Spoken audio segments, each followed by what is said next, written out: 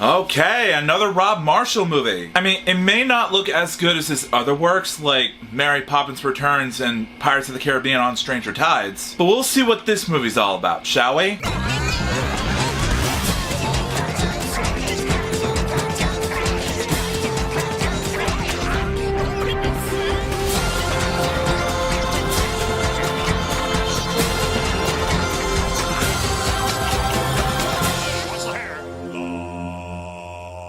Yo, what is up, my Cinedroids? G to the S here. Today, I'm gonna be reviewing Rob Marshall's fourth movie off my bucket list, based off of a novel I have not read, Memoirs of a Geisha. Set in the 1920s, it's about 9-year-old Chiyo, played by Suzuka Ohgo, who gets sold to a geisha house. There, she is forced into servitude, receiving nothing in return until the house's ruling hierarchy determines if she is of high enough quality to service the clientele, men who visit and pay for conversation, dance, and song. After rigorous years of training, Chiyo becomes Sayuri, played by Zhang Ziyi, a geisha of incredible beauty and influence. Life is good for Sayuri, but World War II is about to disrupt that piece. Man, it's always World War II getting in the way of everything. But hey, I guess that's how that works in the 1920s, right? What else can you do about it? If it ain't broke, don't fix it. But enough about that. Let's get into the real basics here. First off, in terms of how they executed the story, as someone who hasn't read the novel that this movie was based on, as a movie itself, if I have to nitpick a bit here, the first half kind of felt like a typical Cinderella story, which I know that's the point of the whole movie, but for me, I've seen this type of story done numerous times in other movies before. However, I do like the fact that it felt at the very least different. There are no mice friends to comfort her, there's no prince that she falls in love with. All she wants to do is find acceptance and be treated nicely for once.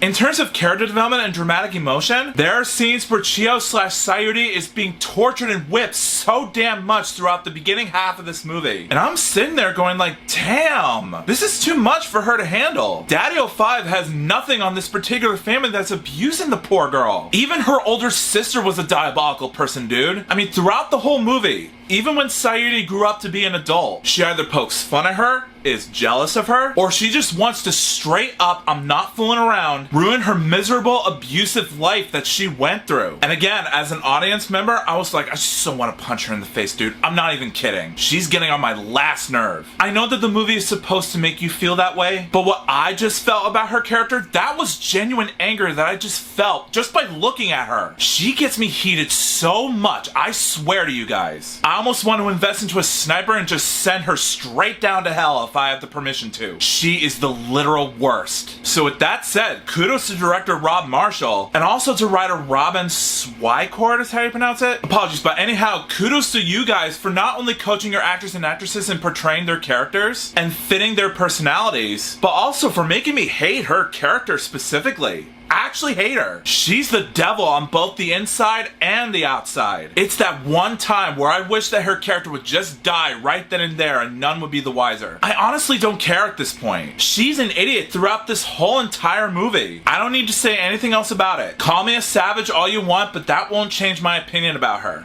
Enough said. Now, if you were to say that there were some action scenes in this movie, not to correct you in a rude way or anything, but the only action scene that I saw in this movie was the scene where Sayuri and her older sister are pummeling each other while her room is up in flames. That's it. But that was an effective scene, and I was shocked that she resorted to that much insanity to the point where she literally got kicked out of her own house and walked away in a fit of rage. But I was all like, she deserved it. I was hoping that she would die, but this is a better punishment for her. Now she'll understand what it means to be put in her place. I kind of like this better. So yeah, I see your point. I was hoping for more action scenes than that, but maybe that's just me expecting something. I don't know. Point is, that was satisfying, and I'm glad that Sayuri is in a much safer and secure place now. Kudos to the people at Sony Pictures, DreamWorks Pictures, and Spyglass Entertainment for creating such intensity in this movie. Let's keep this up, please. Now, as for the camera work and cinematography, I watched this on DVD on standard full screen, and the full screen aspect ratio doesn't do it justice on how rich and large in scope the cinematography for this movie was. But still, great job to Sony, DreamWorks, and Spyglass for operating the cameras and working with them to your advantage. Keep up the great work. Now, if I were to nitpick this movie a little more here, the only issues I feel it could have done better is that the first 2 acts of this movie were a bit clunky, and the pacing could have been done a touch faster. But again, that's all the gripes about the film that I can think of. But other than that, guys, in the end, Memoirs of a Geisha wasn't the strongest film that I've seen as of late, but it's still not considered a bad movie at all. I thought it was an entertaining standalone motion picture. It's not something that I would watch again, but not to the point where I consider this a mediocre film at all. If you people are interested in giving this a try for yourself,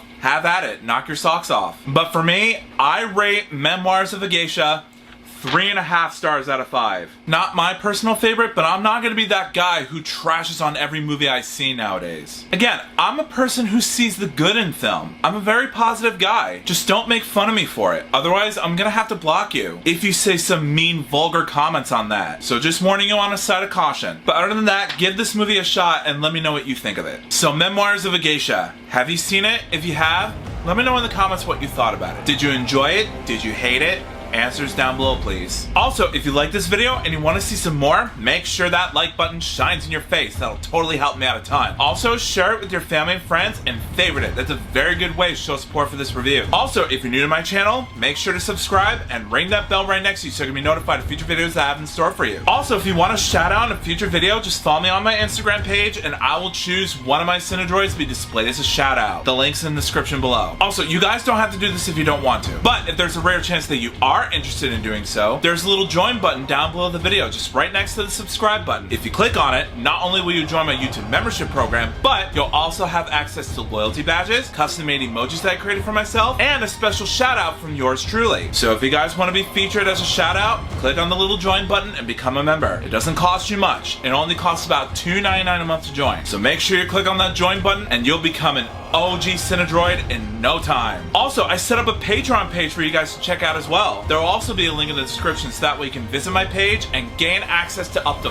4 membership tiers. On my page, I post reviews a week early before you get to see them posted on this channel. I'm also planning to do book reviews, nerdy fan polls, and full-length movie/TV show episode reactions, both audio and visual, on my page as well. So if that's your cup of tea, if you guys are interested, go to the link below, become a patron, and let's get to know each other a bit more. Also, if you want to subscribe to my gaming channel, there's either a link in the description or at the icon card in the top right corner of your screen. Go over there, subscribe, and let's just have fun together. Also, if you want to subscribe to my GS Productions After Dark channel, where I review movies, TV shows, and video games that are strictly not for families, there will also be a link in the description so that way you can check out that channel if you're feeling frisky. But until then, I'll see you next time.